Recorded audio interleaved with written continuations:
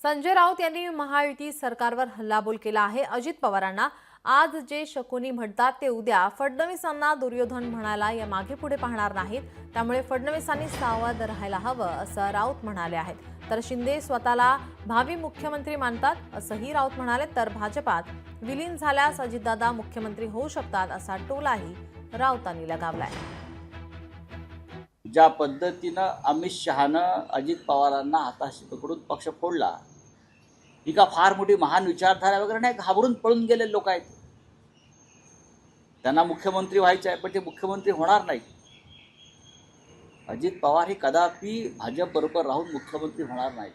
एकतर त्यांना पूर्णपणे भाजपात विलीन व्हावं लागेल त्यांचा पक्ष, आणि भाजपचे म्हणून त्यांना भविष्यामध्ये कदाचित संधी मिळेल। अजित पवारांना शकुनी म्हणतात, त्यांची कामं होत नाही म्हणून। या सरकारचे मुख्यमंत्री कोण आहेत?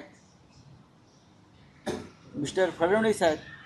उद्या हेच लोक फडणवीसांना दुर्योधन म्हणायला कमी करणार नाही। आम्ही यांना ओळखतो, यांची मानसिकता ओळखतो, सगळं आम्हीच त्यांना ओळखतो। अजून फडणवीस आणि अजितदादांनी यांना ओळखलेलं नाही आहे।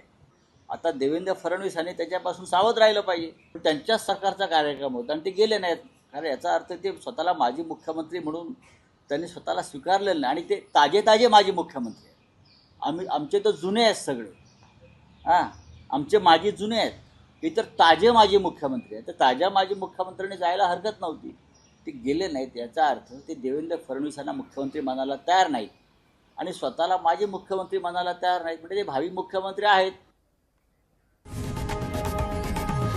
लोकशाही मराठी ऐका, पहा, जागरूक रहा।